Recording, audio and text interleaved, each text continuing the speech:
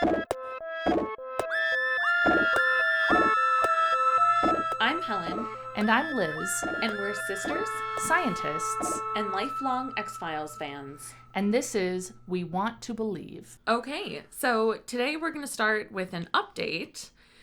After episode 3, where we talked about Squeeze, we had a few people, or I had a few people, get in touch with me, some of my friends in the medical field, talking about being able to take out livers with your bare hands or not. Awesome. So I have some texts that I'm going to read from my friend Molly, who is a vet. And Molly says, "When I tell you I cackled at your research into yield strength of human skin," laughing faces. "Also, I can tell you from necropsy and surgery experience, once you get past the skin, you could get to the liver with bare hands relatively easily. Huh. Easier if you have anatomical knowledge of fascial planes. But it might be kind of more difficult to rip out the liver in one piece. It can be easily torn, and the blood vessels, like the portal vein, would make you work for it." Okay, so if Toombs had done enough research, Yeah. maybe it wouldn't be as tough as we thought. Right, and he has, what, like years of 100? experience. Yeah. So, who knows how the first couple went. Right. But by the time he got to the victims we saw, Yeah. maybe he had some knowledge of fascial planes. Neat. Yeah. So that's our update. Molly, the veterinarian, says she thinks it's possible. We also did have a comment on Instagram that I really enjoyed. Someone saying, I wish I could remember who, that it would be difficult to tear out the liver with bare hands, B-A-R-E, but it might be possible with bare hands, B-E-A-R, Aw. which I liked. Okay, so season 1, episode 4, Conduit. Conduit. Another alien episode? Yeah. Ish? Yeah. Probably. Right. We'll talk about it. Yeah. It starts out with a family on a camping trip. The mom is inside, the kids are sleeping outside, and suddenly the camper starts shaking. And there's all sorts of light outside. Yes, the mom runs to grab the door handle to check on the kids, and it burns her hand. And when she comes out, the girl is gone. Did you read that Kate Atkinson novel? I can't think of the name of it, but it involves a girl going missing when her and her sisters are sleeping outside. Yes. I feel like, in general, I'm not going to let my kids ever sleep outside. I mean, probably they won't get abducted by aliens. No. But, yeah. But they might get abducted by other things. I don't know. Yeah, 90s. I mean, my stepkids are old enough that I'm not real worried about it. So maybe I would feel differently if they were little and I had to worry about abduction, whether it's alien or human. Yeah, I mean, even like Zach has camped outside with the boys in our backyard before. I don't even like that. Really? Frankly. Well, in that Kate Atkinson novel, they were in their yard camping. But it was kids, right? Yeah. I mean, he's a really heavy sleeper. He snores so loud though, it would frighten anyone off. Sorry, Zach. Oh God, this is the person editing our podcast. Hey there. They'll be scared off like it's a bear. Awesome. Yeah. Leaping Hound Travel has you covered for all of your travel-related needs. Specializing in quirky European tours, they can either help you plan your next getaway or can take you along on one of their fantastic group packages. I had always thought getting a travel agent meant that either you were spending more money or you were paying for something that you could do yourself. After using Leaping Hound to book mine and my wife's 10-year anniversary trip to Paris, though, I'm never going back. Plus, Leaping Hound is owned and operated by husband and wife team Adam Stanley and We Want to Believe's own Liz Holden. It's so much easier to just call Leaping Hound and tell them what I'm looking for than having to check 10 different websites trying to find the best price. Leaping Hound is offering listeners of We Want to Believe $150 off one of their group tours, including a vampire-themed tour of London and Paris in 2023. Just enter the promo code BELIEVE at checkout. That's BELIEVE at checkout for $150 off a group tour when you go to leapinghoundtravel.com.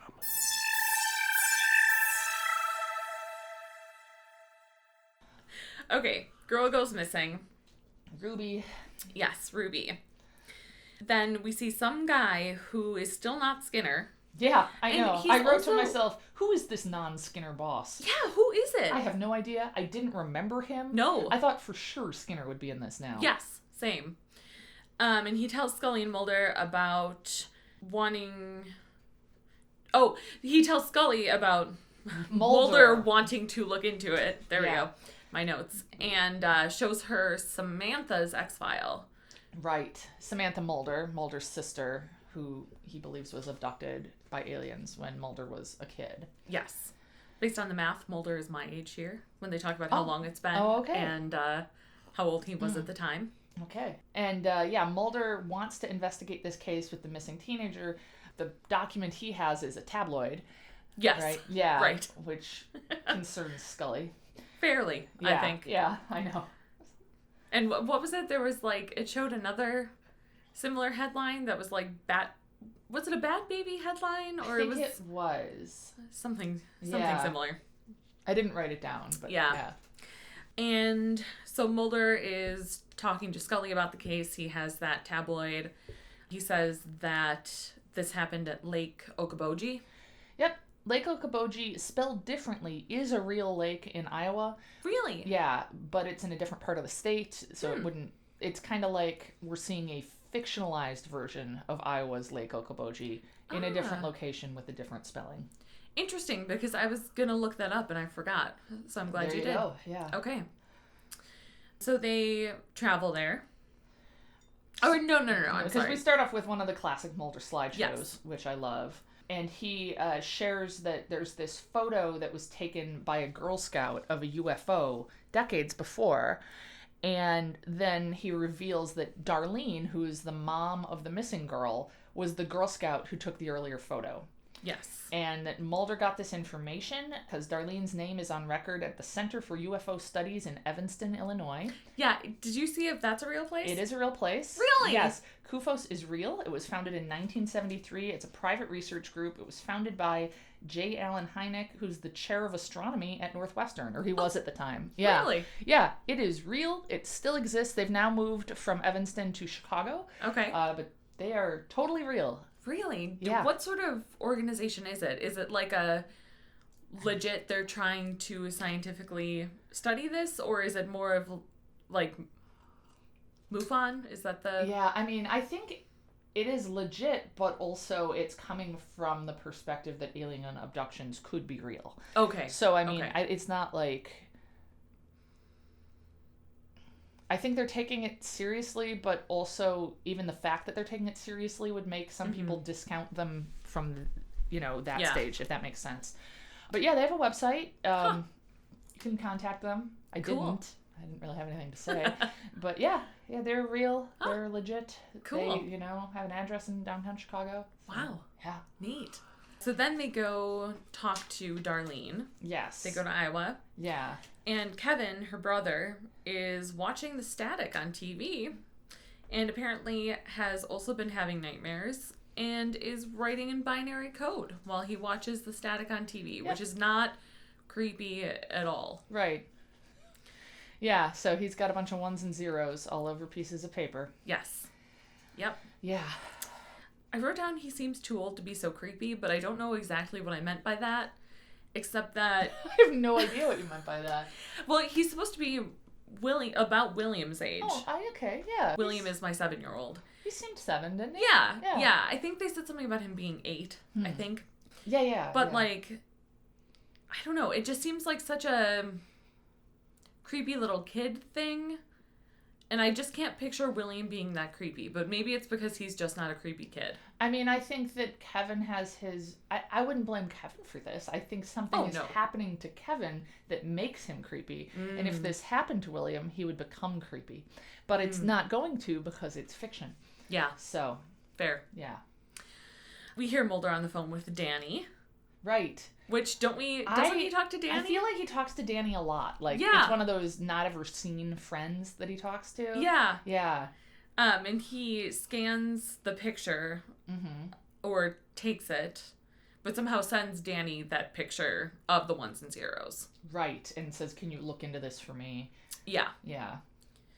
Then we meet a charming police officer. Yeah, that sheriff, hate that dude. And I mean, again, we're meant to hate him, but I hate him. Yeah. Yeah. So he's very slut-shamey. Yeah. He's very like, oh, I'm not surprised that Ruby's disappeared. Right, since it was just a matter of time. Yeah. Always pulling her out of parked cars. Yeah. Or like, as if anyone who is sexually active or experiments with alcohol or drugs deserves to get abducted and is never seen again. So he's not surprised and apparently isn't doing anything about it. Yeah. A teenage girl goes missing and you're like, well, it's about what I expected, and you can just not do anything. The thing is, like, it's interesting because I listen to so much true crime. That, I don't at all. So tell me. Oh, right. No, this is like legit a problem. Jesus. Like, it's not just that guy. Jesus. This is like... Even today, huh? Even today. Yeah, although it was way worse back then. That makes sense. So, in like the 90s,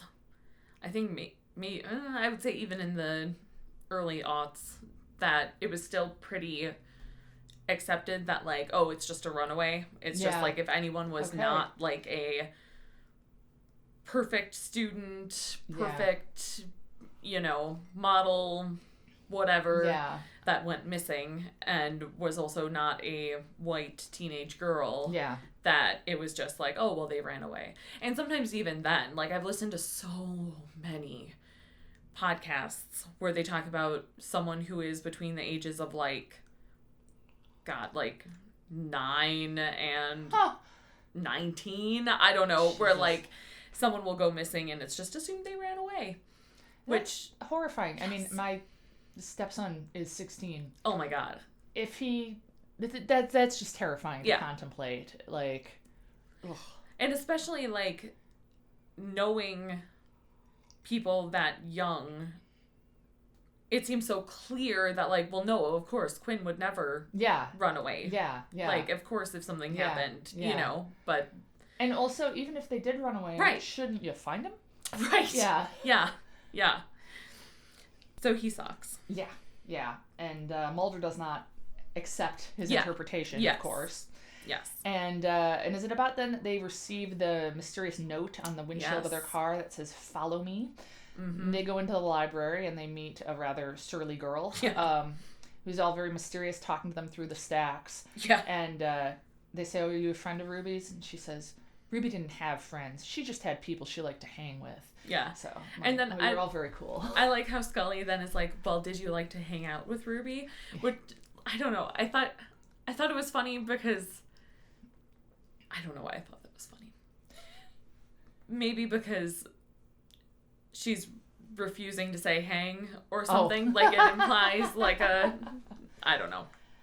But right. She was someone who liked to hang with Ruby. Yeah. And she says Ruby was supposed to meet Greg that night and says Greg got Ruby pregnant. Well, then says, I don't know, she got herself pregnant. Yeah, which like... Poor Ruby. Yeah, the people in her life. My God. Yeah. Yeah. Like, I'm sorry, this isn't that sort of X-File. You don't get yourself pregnant. Yeah. So. Yeah. We'll get to those. Mm-hmm. Well, we won't. Maybe, yeah. Yeah. Mysterious pregnancies we'll get to. Yeah. But, yeah, oh my God. Yeah. And, again, it's interesting because, like, I don't know how much of that we're supposed to be horrified by in that part. Like, it's clear the policeman is a jerk, and we're supposed to think he's a jerk. But I don't know what we're supposed to think of this girl and think of that comment exactly. Mm-hmm. Tess, I think the girl's name is, or Tessa. Yeah, that's right. Down. Yeah. Tessa. So then they go to the biker bar where Greg works. And it's got this bartender who I had thought this occurred in an earlier episode. I thought this might have been in the pilot, where the bartender shows his like mangled looking ear. Yeah. And he's talking about this location where it says you can get a killer sunburn in the middle of the night. And like it's clear there's some sort of creepy UFO stuff going on in this spot that the biker bartender is referring to. Yes. He also says Greg hasn't been seen in 3 weeks. Right. And this guy also has a UFO tattoo. I want to talk more about radiation burns. Sure. So let's say there are UFOs. Okay. And we talked about from episode 2 how pilots can get more radiation. Yeah. Now, granted, this is the X-Files, and I'm not saying like, So when you see a UFO, are you going to get radiation? Because I'm aware, or at least I don't believe personally that UFOs are real, but I guess that's a different... We can discuss that. Yeah. Maybe we should. Yeah. Continue. But what exactly would be giving him the radiation? I mean, radiation, like I was talking about a few episodes ago, it's... Electromagnetic waves are what we call light, but it's not all visible light, and you would get radiation burns from light that has a different wavelength. Visible light won't give us radiation burns, but other wavelengths might, because of how they interfere with the skin, how they interact. Or is that something I should know? No. I mean, it's about their interactions with the molecules. I mean, this is, I'm not a particle person. I'm not an expert at this stuff at all, but I will say, like, if you have light of the right wavelength, it can cause interactions with the cells in your skin and make them... Well, I mean, UV radiation can cause mutations in our DNA, and sometimes those mutations can make proto-oncogenes into oncogenes and can cause cancer. Okay. And it's basically the damage that the DNA is taking from that UV light. Okay. And I wanted to correct myself for a second. I just said visible light doesn't cause radiation burns, but of course, I mean, it does. That gives us sunburn. All right. So then people burst into Scully's hotel room. Yeah. Again. Yeah. People love to burst into her hotel room. And they take a bunch of their stuff, including the document, they call it, which is the kid's drawing of ones and zeros. Yeah. And they are from the NSA. And then they go to Darlene's home. And, like, could they be more villainous? Oh, my God. They tear apart Kevin's room. They take Kevin. I wrote in my notes, too sad. It's horrible. Yeah. Poor Darlene. I mean, like, the whole thing is traumatized. Her daughter's missing. No one's taking it seriously. And then NSA agents come and take her son away. Mm-hmm. They take her away, too, but they separate them. Yeah. And they find more binary code in Kevin's room. Right. And I have a note here. A side character explains binary to Scully so the audience can understand it. So. Which, again, like... I saw that and I thought, did people, like, is that them assuming the audience is dumber than they are? Did people not know as much about binary code in the early 90s? I have no idea. I mean, there were so few less computers. Yeah. And I mean, now I would assume everyone does, right? Well, I mean, I don't know. I don't know if that's true.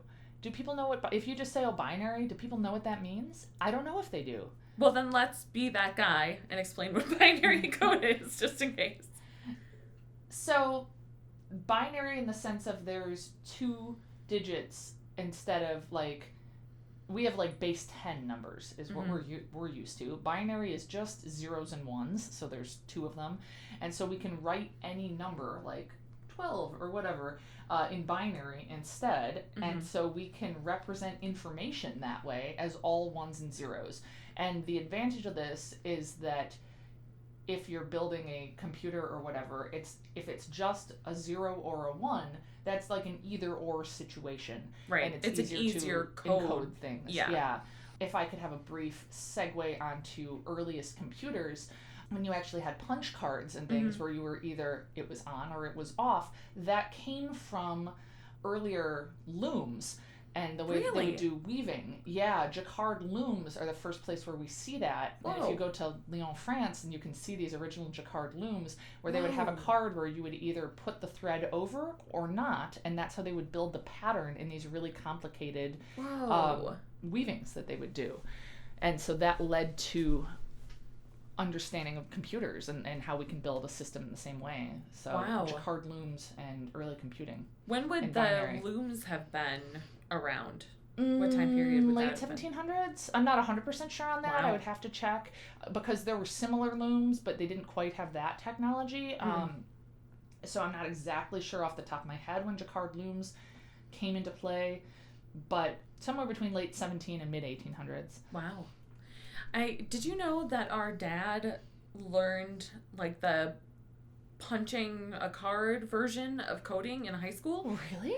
Yeah. No kidding. Yeah, because we were talking about how William, again, my 7-year-old, they're learning like or they play some basic coding games. Oh my god, that's wonderful. I know, I think so too. Had. Yeah, I know. I mean, we just had like those giant, we would have like a computer day every couple of weeks. Yeah. And there would be those big giant Macs. Oh, you guys had the like colorful Macs. No, right? we didn't. No, okay. I'm older than that. Oh, okay. Yeah. I remember those when I was in college. Yeah. The college computer lab had like the beautiful colored Macs at Columbia College in Chicago. I would still, frankly, like those. They're really nice. Candy colors, yeah. No, we just had like the beige, like really old ones. Gotcha. Mm-hmm. I remember even being in high school and having computer days, and because I remember typing. This is such a jerk move. I don't know why I thought it was funny. I was a sophomore in high school. And it was a jerk move from you? Oh yeah, from me. Yeah, and me and my friends thought it was funny to randomly insert the word spoon at different places into our essays, and then my friends all had the good sense to not actually turn their essays in that way, and then my English teacher was like, I was grading these late at night. I had to figure out, what am I reading? Am I misunderstanding something? And then I realized you did this to be funny. And it was really aggravating, and she was so mad. And rightfully so, but also, I don't know. Like, was this... Idiots. This was Mrs. Hay. Oh, I never had her. No. I mean, I think, it struck me as funny, and then why should it matter if it inconveniences someone else if I was amused? Yeah, I think was teenagers. my brain, I think but that's probably general. I did if that was the dumb stuff I did and not, running off with Greg, the bartender at a biker bar or whatever, then altogether okay. Yeah. Anyway, I remember typing that up in the computer lab on a computer day. Interesting. So, yeah. Like a jerk. I just remember all the learn to type programs mostly from that time. Maybe speaking? Yeah, maybe speaking. Yeah. Yep. Yeah, but so William is learning simple coding where they, awesome. Down, up to make this little character move in the direction to get, Oh, that's awesome. Cake. Oh. I don't know. Nice. But yeah, so I was telling that to our dad, and he was saying that in high school they actually had the learning how to do the punches and stuff, which would have been in the early 70s? Mm-hmm. Yeah. So they find my binary code in Kevin's room. Yep. And then as they are in Kevin's room, they look out the window, Mulder does, and see the camper that the mom that Darlene had been sleeping in that night, presumably. And it's parked by the house, and they see that the roof is totally charred. Right. Which is, I think, pretty conclusive proof that something happened out there, that Ruby didn't just run away. Right. Also, though, Mulder takes a sample of whatever is on the roof, and I don't think we ever hear about that again. Oh, I feel like I noted this at some point. Nope, I'm mixing things up. Yep, I have no idea what happens with that. Yeah. Oh, well. Maybe nothing interesting, and so we just whatever don't know. it wasn't enough for me to write it down. Yeah. So then they find out that all these pages filled with binary code for all sorts of different things, like Da Vinci's Man, the Brandenburg Concertos, the structure of DNA, which... It all seems a little unbelievable. Yeah. I mean... Yeah. To just have a few sheets. I mean, it's an X-file, of course. Right. Scully says maybe it's a statistical aberration, and then does add, okay, admit it's not much of an explanation. Yeah. Yeah. Although what I think is interesting, we'll talk about what the binary code actually is in a little bit. Okay. Because we see it at the end of the episode. Of course, yeah. But what I thought was interesting was, and I didn't look this up. Maybe someone can tell me, or I can look it up. That I know there was music, and I thought there was a picture, that famous image by Da Vinci, that was on, what was it, that they sent out into space? Oh, yeah. They sent out a bunch of stuff into space that could be presumably understood by other cultures who don't speak our language, other aliens or whatever. What was that on? Wasn't Voyager? The Voyager Golden Record, yes. 2 phonograph records that were included aboard the Voyager spacecraft in 1977. It contains sounds and images selected to portray the diversity of life and culture on Earth and are intended for any intelligent extraterrestrial life form who may find them and have the means to play a phonograph. Yeah, good point. Yeah. The aliens are all like, oh, we moved past this a while ago. Yeah. It also includes a printed message from Jimmy Carter. And they have photographs and diagrams of things like the solar system, DNA, human anatomy, planets, food, architecture, humans going about their day-to-day lives, chemical composition, Bach, Mozart, Beethoven, Stravinsky, Chuck Berry. Huh. Yeah. Damn. Azerbaijani folk music. Chuck Berry. Yeah.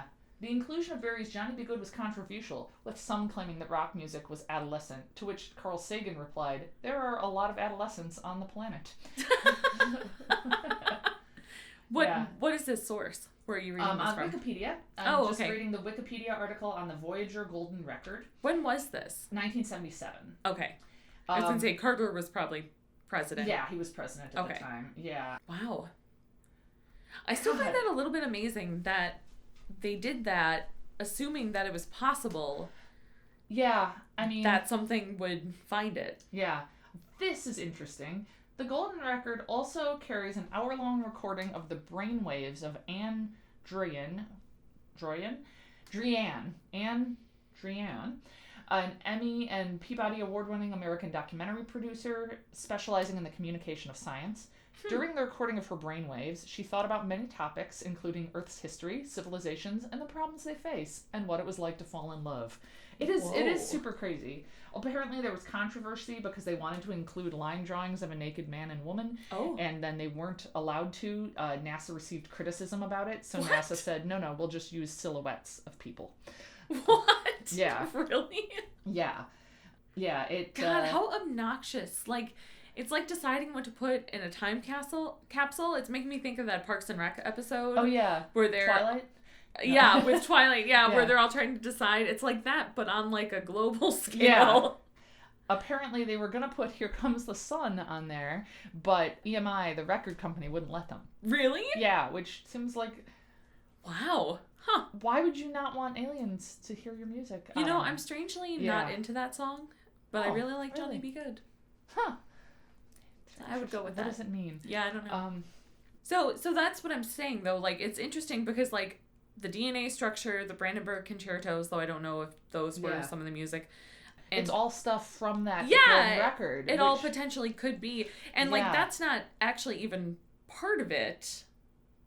But... What do you mean that's not part of it? Well, because it's supposed to just be random, right? Oh, right. I think Mulder says it's like somebody was flipping channels. Yeah. Yeah. Well, it could be somebody flipping through the contents of the Voyager Golden Record or something like that. Yeah. Because, this is about when they start talking about the idea that Kevin is a conduit, hence the title of the episode, that, like, some message is getting played back through Kevin. Right. From aliens. So I do feel like that does fit with the Voyager Golden Record because it could be like maybe aliens got that and they were like, how should we communicate with humans? How about we play them back that thing they sent us? That's true. We play it back through this dude. Yeah. That poor kid. It's all normal. Yeah.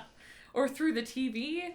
Yeah, because it does seem like he's getting it from the static in the TV. Right. That's right. Yeah. Which, for the record, between that and then what was that movie? White Noise with Michael Keaton? White Noise. That, still to this day, I do not like static on TV. Well, we don't see it that often anymore, though.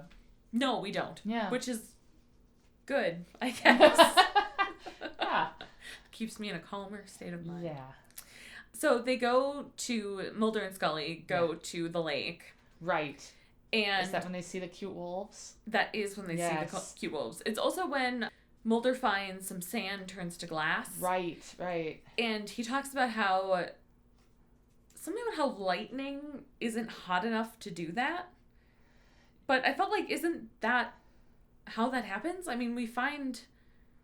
Well, I'm looking it up now. The type of heat necessary to transform sand into glass is 3,090 degrees Fahrenheit. Ah! And the temperature of lightning... Mulder says it's 2,500. I see he's incorrect. 50,000 degrees Fahrenheit. But what about as it hits? Yes, lightning can heat the air it passes through to 50,000 degrees Fahrenheit. This is from weather.gov. Okay. How hot is lightning? So, so that's just wrong. Probably could have done that. Absolutely. Cool. Yep. So, yes, we see some very nice wolves walking around by the lake. Yes, and they're so cute. And I thought, oh, look at you actors. You're acting. You look at, oh. And they find a shallow grave. Yeah. Aw. No. Well, Mulder runs after it first, which, like, the wolf ends up leading him to its... friends. Yeah. I was going to say patriots. Yeah. Colleagues. And they find a shallow grave. But, like, why did Mulder just start running after a wolf in the first place? I mean, I feel like it's Mulder. Yeah. Why wouldn't he run after a wolf? Yeah. He ran through that field a couple episodes ago where he's, like, at the Ellen's Air Base. Oh, yeah. You know, I feel like running after a wolf is one of the less dumb decisions he's Yeah, made. that's true. And they find several of them sniffing out this grave, and Mulder starts pulling back the stones from it. It's like a... Like someone has piled stones over a body. And Scully says, Mulder, you're disturbing a crime scene, telling him to stop pulling away the stones, which I felt very much similar. As soon as I saw him doing that, I was like, what the hell are you doing? Yeah. So. Yeah, that's a good point. Like, you should have the instinct to not, you know, like if they thought maybe there's someone alive in there I need to save, but that's sure not the vibe we're getting. No, it seems clear this is a grave. Yeah, and they even, like, wince at the smell, I believe. Yeah. So, I mean. Yeah. Yeah. But it's not Ruby. Nope, it's Greg. Yep. Ruby's boyfriend, as Scully refers to him, to which the sheriff, who's now on the scene, says charmingly, Ruby had a lot of boyfriends. Yeah. The sheriff seems a little too interested in the sex life of a teenage girl. Yeah. Yeah. Yeah. 100%. Yeah. But also, of course he does. Like, he's a creep. Yeah, he is a creep. But, I mean, also, how small is this town supposed to be? Okay, whatever, it doesn't matter. That's true. The sheriff is a creep, so we're reminded of this. And there's a note in Greg's wallet that says Dr. Jack Fowler, August 7th, which is my friend Erica's birthday, by the way. Happy birthday, Erica. Dr. Jack Fowler Day. Yep. And it matches the girl from the library's handwriting. Yes, Tessa. Mm-hmm. And so Mulder interrogates Tessa rather intensely. Did I skip something? Yeah, because the policeman asks his doctor friend who had the appointment. Oh, of course. And he says that it's Tessa, so that's how they bring. Yes, that's why they bring her in. That's why they bring her in, not just the handwriting. Right. She had the appointment with Dr. Jack Fowler on August 7th. Right, because she's actually the one who's pregnant, not Ruby. And she was at the lake that night with Greg. Yes. And so she killed him? I think so, yeah. Yeah. What I want to point out, though, is that I think it's funny the assumption that they couldn't both be pregnant. Like... One of you is pregnant. We're going to find out who. But I guess since Tessa's the one who claimed Ruby was pregnant, then it's like, no, she was just, that's actually what happened to her. Yeah, and she says, she wasn't even there that night, implicating herself in being at the lake with Greg that night. So I think I wanted to hear Tessa say, and I killed Greg, but she doesn't, but it's implied. Yeah, and so at that point now we've got Tessa on the hook for murdering Greg. But she did not say anything about killing Ruby. Right. She says Ruby was not there. And so, for some reason, though, well, again, the sheriff's an idiot, but Scully's like, okay, Mulder, we've got this settled, and I feel like, do you? But he insists on going back to Darlene Morris's house, even though she'd turned them away last time because she was so upset about the NSA taking her and Kevin. Fair. And that is when they see there is binary laid out on these sheets all over the living room floor. Right. And I think it's Scully who goes upstairs. Yeah. So Mulder wants to talk to Kevin, and they get there, but no one's home. Right. And so Scully goes upstairs to... Look for them, yeah. And she sees that the binary that's been laid out is actually a picture of Ruby, which immediately reminded me of that episode of The Office where Pam makes a picture of Dwight out of binary, I believe. Yeah. So before Mulder says he wants to talk to Kevin after they're leaving the police station, and Scully says, Mulder, stop running after your sister. Right. My gosh, of course. That's which I thought was ridiculous because No, nothing has really changed here. Ruby is still missing. Right. Okay, we found that her one of her boyfriends was dead. Right. Via Tessa, but Ruby's still gone. This is the same case that it was. So that was irritating. Right. And like, even if, let's pretend that Tessa could have killed her, which I mean would be which is a fair thing to think. Then like, they still don't know where her body is. Right. And Kevin was there when she went when she disappeared, when she went missing, and so he could have seen something. Like, it still seems very reasonable. Absolutely. So. Yeah, and it doesn't seem cool of Scully to blame it on Mulder's history. No, it doesn't. No. Especially since he's not even... I feel like Mulder isn't even pushing the UFO angle that hard in this one. No, I feel like he really isn't. Agreed. Yeah. I feel like Mulder's behavior, other than starting off with, hey, I found this article in a tabloid I want to investigate, other than that, I feel like he's being fairly reasonable. Yeah, I would agree. Yeah. Especially by comparison to some of the stuff we've seen him do in previous episodes already. And we'll see in the future. Yes. I was personally a little bit offended and just irritated because I have lost 2 children, and I also work with the deceased, and I have gotten occasionally comments about my ability to work with deceased children in particular, which, like, I mean, it's horrible. It's horrible. Yeah. Like, I'm not claiming otherwise. Yeah. But, like, I got a little bit offended on Mulder's behalf because I've had that sort of questioning about my ability to do my job because of something that's happened in my personal life. Yeah, like, as if everything you do is a result of that, and that it means you can't be effective. Right. Or whatever. Yes, and you can't have any sort of, like, neutrality or... professionalism or skill or yes. And I mean, so I was a little personally offended by that too. And I love Scully. That's fair. But not everyone knows what to say to people that are grieving, and sometimes you shout at them in police stations that they should have been in their case. I mean, who hasn't had that happen? Right. So before Scully goes upstairs, though, the kettle was just going off, which implies that they would have very recently have left. Right. Unless aliens were making tea in a or something. hurry, because why wouldn't you turn the kettle? Yeah. I mean, Tony did that once. Our friend Tony. Really? Yeah. The two of us were at his house, and we decided to walk and go get a drink somewhere. And we forgot that we were going to have tea at his house. So we went and we walked a few blocks. We had a drink.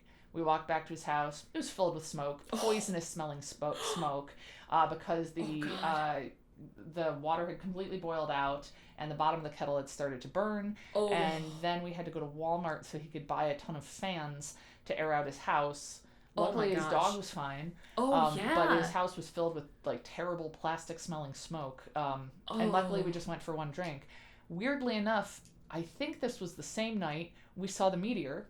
There was a huge meteor in the sky. It was an X-Files sort of night. Yeah. Whoa. We were walking back from the bar, and there was a giant meteor in the sky. Whoa. And we were like, are other people seeing this? Is this normal? Does this happen all the time and we didn't know it? And no, it was actually a huge deal. They found remnants of it in a field outside Madison the next day or a day later. Yeah, it was huge. When was this?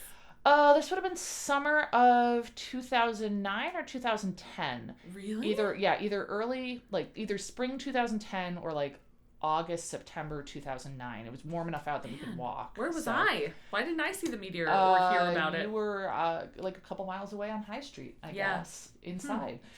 We just happened to look in the right part of the sky. Wow, man. I'm sure we talked about it at the time, but I mean, it's more memorable if you were the one walking by and seeing this giant light in the sky. Wow. Yeah. Was it slow moving? Like, it was different than seeing a shooting star? It was way bigger. It was way, way, way bigger. It was not like a shooting star. Compare it to something we see in the sky. Okay, so keeping in mind this has been 12, 13 years. Yeah. So I don't remember that well.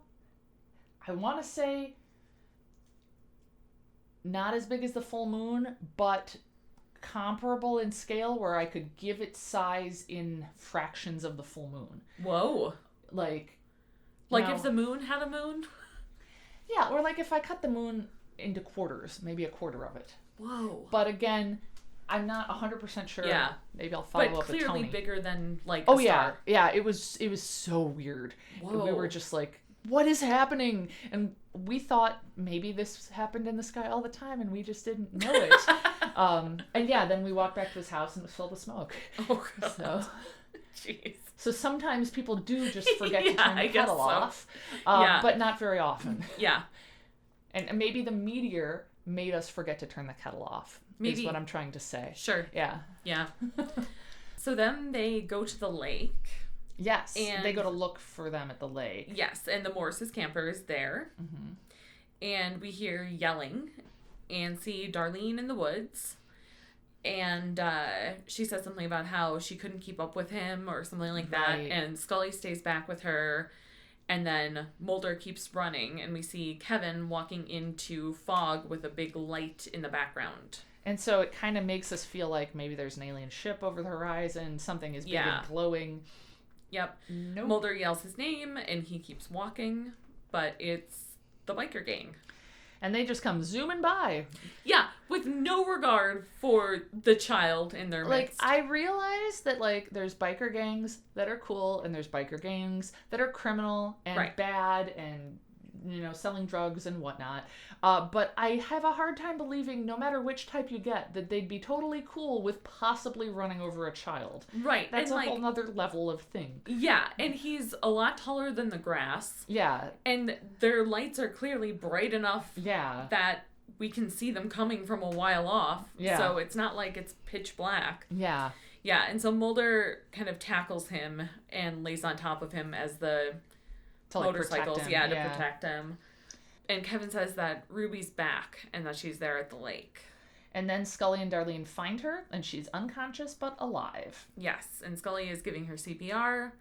And then next we see they're at the hospital.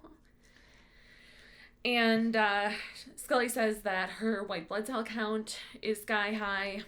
And Mulder asks if there was a high amount of glucocorticoids found in her blood, or if there is an attendant reduction of her lymphocyte population. Right. Scully looks surprised and says yes. And Mulder says that those are symptoms of prolonged weightlessness. Which I have some questions about. I have some answers, potentially. Awesome.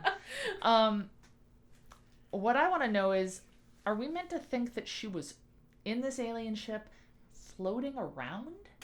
Because I feel like if you're aliens and you have a ship and you're hanging out in it for extended periods of time, you need a way to simulate gravity.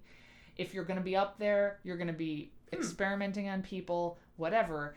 Well, these are not the questions I was expecting, nor do I have answers to those. But that's enough. A good question. Yeah. Yeah. Okay. I don't know.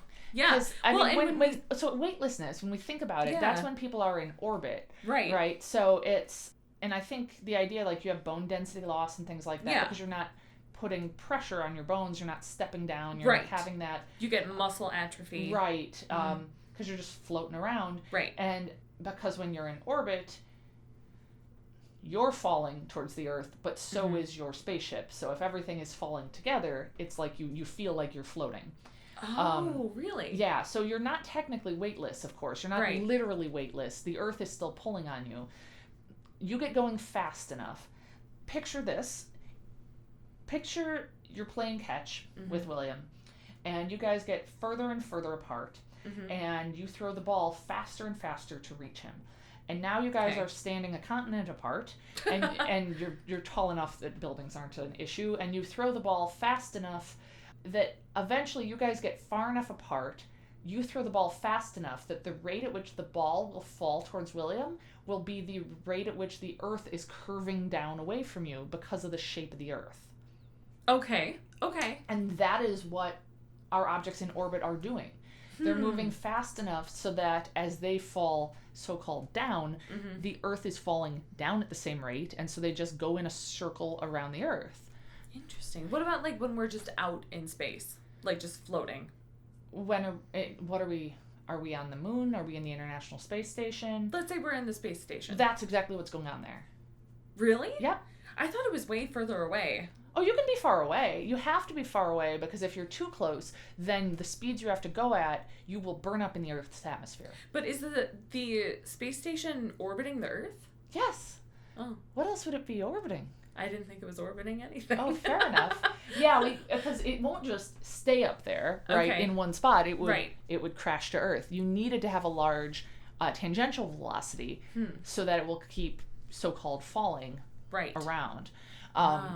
So those are situations where you have weightlessness. So that makes me think, are we meant to think that the alien ship is in orbit around the Earth? Because that seems weird. What is going on with the alien ship? Fair that you don't have those questions or answers, but it's what I was thinking about. Huh. Yeah, no, that didn't occur to me at all. Yeah. I just thought that I didn't really get why we'd have reduction of lymphocytes and an increase in glucocorticoids, and why Mulder would think that when those are not typically what we see with prolonged weightlessness. Oh, they aren't. They're not. And maybe there is some evidence that they are, but from the brief amount of researching I did, I could not find that. Because what I know is that we see things like a loss of calcium, and a general reduction of bone mineral density. We see muscle atrophy, a lack of cardiovascular conditioning. So people... That all makes sense. Yeah, it all makes sense. And with the glucocorticoids, that's a class of steroid hormone that's generally anti-inflammatory. Okay. And so it could signal an increase in inflammation, which, like, I don't know. This is an exaggeration, but I feel like anything can cause inflammation. I mean, like... Fair enough. Not just weightlessness. Yeah. No. Or aliens. Right. Yeah. So in those fact, are the probably answers not. I have. Yeah. Yes. I mean, I also think it's weird to hear white blood cell or white blood cell count high and then go, I bet what else she had was symptoms of weightlessness. Unless you expect that all alien ships are in orbit around the Earth. Right. Because if you have something like traveling through space, it's not like the aliens would be in that sort of like free fall. The other way to picture what if you are just traveling through space? Like, what if we go to Mars? Okay. I mean, let's not, and I have all sorts of opinions about that. Oh, I gotta watch it because last time I started talking about how cool it would be to go to Mars, Alyssa, my stepdaughter, was like, "You gotta be careful. You sound like Elon Musk." Okay, that's not what I want. That's definitely a warning sign of some sort. But I think it'd be awesome. I totally want to go to other planets. I think it's the worst mistake we could ever make. The worst? No. That was a little bit of an exaggeration as well. I mean, I think fabulous. If I weren't claustrophobic, I would love to go to the moon. I mean, like, I guess... Don't you think we, like, shouldn't poke the bear? And the bear here is Mars? I don't know. You're someone who thinks that aliens are not real, and yet you seem concerned about leaving Earth. What do you think's out there? I don't know. See, I've had conversations similar to this about demons before. Okay. And I feel the same way about aliens in that I don't believe in them, but partially I don't believe in them because I'm so scared of them that to believe in them would put me over the edge. It's like the scared version of how when I saw The Cure, I couldn't really let myself know that was Robert Smith up there because I'd lose my mind and rush the stage and try to get to him. Yes, except this time I would just like have a full-blown panic attack and never leave my house. It's the reverse of that. Yeah. Yeah, I don't know. You know, why risk it? We've got enough problems here. You know, I like to travel. I feel like it's just an extension of my desire to see Leaping foreign lands. Travel 2040. Yeah, to Mars. Come poke the bear. That is Mars. So they talk to Ruby, and she says she's not supposed to tell where she was. They told me not to say. Yeah. Which is so cryptic and also so vague. Yeah. Like, I feel like, well, that could be anyone, right? Yeah. Like, that does not point to aliens. That does not point to... That could be a person. That could be aliens, you know? Yeah. And I mean, Darlene then says, as far as I'm concerned, she spent the last so many months on the back of a bike. Like that she was traveling with those bikers or something. Right. So they told me not to say it could be those bikers. Yeah. It doesn't explain things like the burnt top of the trailer, why Ruby was unconscious. Kevin's binary weird stuff. Yeah. But as far as those things, it's clear, it could mean a lot of stuff. It's not impossible. And it's clear then Darlene wants to protect Ruby from ridicule because Darlene had that her whole life after taking the picture when she was a Girl Scout. Which I feel very conflicted about. Like, on the one hand, like, I get where Darlene is coming from, but also it seems kind of irresponsible to, like, force someone to not talk about a trauma because you're concerned about how other people will take it. Yes, absolutely. And then we see Scully listening to the tapes from Mulder's regression hypnosis. And it's very clear, you see like on the tape a 19 and then it's cut off. So we don't know what year it is. Because I wanted to see if it would say it all. So I don't know when he did that. I mean, we know it must have been. He was an adult. Yeah, because he's got his adult voice on the tape. Right. That's true. And then, very interestingly, I think, we see Mulder sitting in church with a picture of him and Samantha looking at it. That is interesting. I mean, I think I looked away from the screen because I realized something and I needed to look it up, which I'll tell you about it in a second. I just wanted to note that in the hypnosis tape, Mulder says, I can't see her, but I can hear her, which counters some of the stuff we see later in the series where we see flashbacks where Mulder is a witness to Samantha's abduction. So I don't know if that just sort of changed over time because that happens with TV shows or if there's a reason for that at some point, but just wanted to note that. Yeah, that is a good thing to note. I don't know. Yeah. I totally missed that Mulder was sitting in a church with a picture of Samantha. Yeah. I totally missed that. And that, speaking of things that are counter to things about the character later on. Right. Because it's Scully who is the religious one. Right. I mean, we, never see any evidence of Mulder being at all religious, right? I mean, ever, as far as I'm concerned. We're not that far away from some episodes that have to do with Scully's faith. When her dad dies, and the episode with Luther Boggs. So. I can't remember who Luther Boggs is. Oh my God, you'll remember. I'm sure I will. Oh, yes, you will. But, the thing that I was looking up was I was like, that kid who plays Kevin is really familiar. Same! Did you figure out who he is? No! Well, we will see him again. He plays the really creepy little kid in the Kalusari, that episode of the X-Files. Really? Yeah, so he's in another X-Files episode. Oh, he plays a different creepy little kid. Way creepier. Way creepier. Really? Do you remember the Kalusari? I don't. Oh, speaking of demons. Oh, which one is that? It starts with, he has a little brother, and you know what? I won't say anything. Yeah, we're going to get there. Yeah. Okay. You were real afraid of it when you were little. Oh, God. Yeah. And you will be again. I will be. Yeah, it's very demonish. Yeah. Demonic, if you will. Yeah. I don't handle. No, it's scary. I don't know if it's the Catholic part of me, the semi-Catholic now, the raised Catholic. I don't know, but I know that my Catholic friends tend to be more scared of demons than my Lutheran ones. So. That's because demons just aren't as interested in tormenting Lutherans. No, I don't know. Yeah. They're just so relaxed and they drink coffee during church. I mean, what is there to... They drink coffee during church? Some of them, yeah. I know. Yeah, I mean, I haven't gone to church, I don't know, since the last time Mom made me when I was a kid. No, that's not true. You went to my boys' baptism. Oh, yeah, but that was like an event. Yeah, well, that counts, right? Okay, I guess it does count. I was at Katie's baby's baptism. I was at my goddaughter's baptism. Yeah. Yeah. And that was like a year ago. Yeah. All right. So I've been in the church. That's true. But I didn't just go. Right. Not on a regular Sunday. Yeah. But yeah, I mean, you're definitely more afraid of demons than me. Yeah. And you're more religious than me. Yeah. But I'm not sure. We'll to take more data. I don't know what that would mean. Yeah. Find more sisters, one of whom is religious and more than the other, and then see who. If you have a sibling. Yeah, totally. And you're not the same amount of religiousness. And let us know how afraid of demons you and your sibling are. Yes. Comparatively.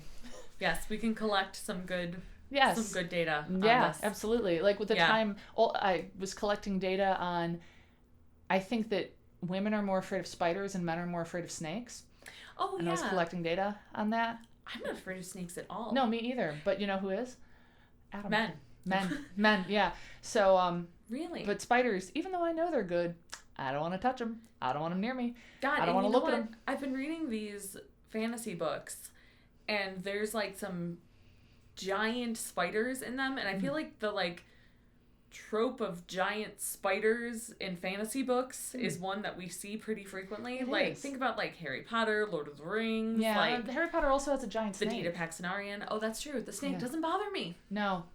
Snakes don't bother me in general. No, snakes are cute. Yeah, William said something about being afraid of snakes recently. What? Though. Yeah, which is where are you even getting that from? Adam's dad was so afraid of snakes, they were not allowed to have toy snakes in the house. Oh. Do you remember that plan my ex-boyfriend who was super I had an ex-boyfriend who was super afraid of snakes, even couldn't see toy ones. And after he broke up with me, I think it was you. It was definitely me. Yeah. I had plans to make him think some sort of snake-based event was in his future. Yeah. It wouldn't be, but he'd be on edge expecting snakes at any time and not know why. Because weren't you gonna well, you weren't really. You were talking about sending him increasingly more realistic snakes in the mail so that he'd think that eventually he's going to get a real one. Yeah. I also know, I think about him every time I hear the Aquabats song, Attacked by Snakes. I think I might have, I don't know if that was just music I would listen to when thinking about the plan. I realize...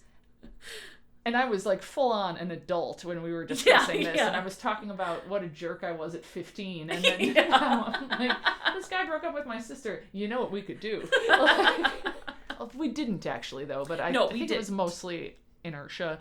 But and also that's a pretty harmless. I mean, sending someone a plastic snake, is ultimately it's a pretty harmless.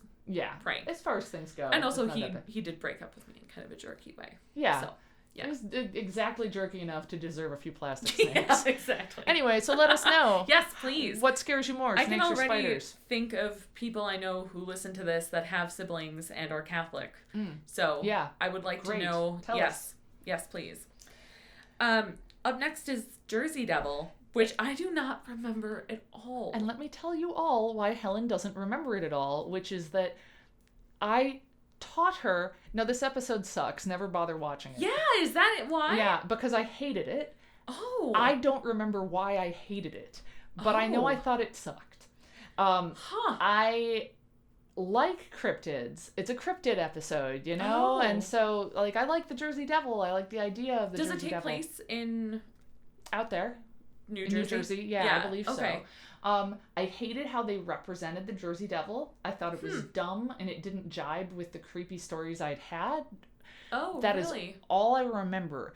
There were definitely other things I didn't like about it, but I don't know what they were. So maybe we'll watch it, and we'll be like, oh, it does suck. That's why. Or maybe we'll be like, history's actually been kind to this one. It's not so bad. We'll see. Yeah, fascinating. Yeah. That's interesting. And now that you're saying that about cryptids, I wonder why they never did a Mothman episode. Oh, Mothman would have been perfect for the X-Files. Yeah. Absolutely. That would have been great. A good Midwestern cryptid. Yeah. God. Yeah. Mothman. So awesome. Yeah. Cool. Anything else? Nope. Just share with your friends. Yeah. Follow, do all that stuff that you're supposed to do with podcasts you like. Yes, and thank you to the people that have already. Yes. It's very, very exciting to see. And please... help us with our study of fear of demons amongst siblings. Yes. All right. See ya. Bye.